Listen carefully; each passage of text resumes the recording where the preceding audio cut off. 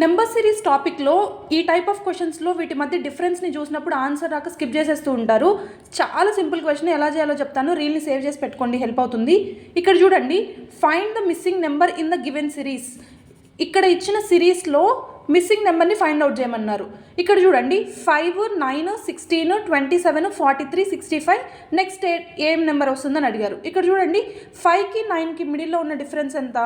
4 అయినా, అంటే 5కి +4 యాడ్ చేస్తే 9 వస్తుంది. ఇక్కడ 9కి 16కి డిఫరెన్స్ ఎంత? +7 అయినా, 9కి 7 యాడ్ చేస్తే 16 వస్తుంది. ఇక్కడ 16కి 27కి మిడిల్లో 11 డిఫరెన్స్ ఉంది. 27కి 43కి మిడిల్లో డిఫరెన్స్ +16. ఇక్కడ 43కి 65కి మిడిల్లో ఉన్న డిఫరెన్స్ ఎంత? +22. ఇక్కడ ఒకసారి చెక్ చేయండి.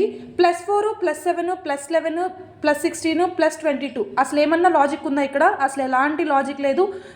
సో మనకి ఇంకా ఎలాంటి లాజిక్ ఫైండ్ అవుట్ అవ్వదు అని చెప్పి స్కిప్ చేసేస్తూ ఉంటారు. బట్ ఇలాంటి క్వశ్చన్స్ వచ్చినప్పుడు మీరు ఇంకొక డిఫరెన్స్ తీసుకోవడానికి ట్రై చేయండి. ఇక్కడ చూడండి, 4కి 7కి మిడిల్లో ఉన్న డిఫరెన్స్ ఎంత? 3. అంటే 4కి +3 చేస్తే ఏమవుతుంది? 7 వస్తుంది. ఇక్కడ +4 చేస్తే 11 వస్తుంది.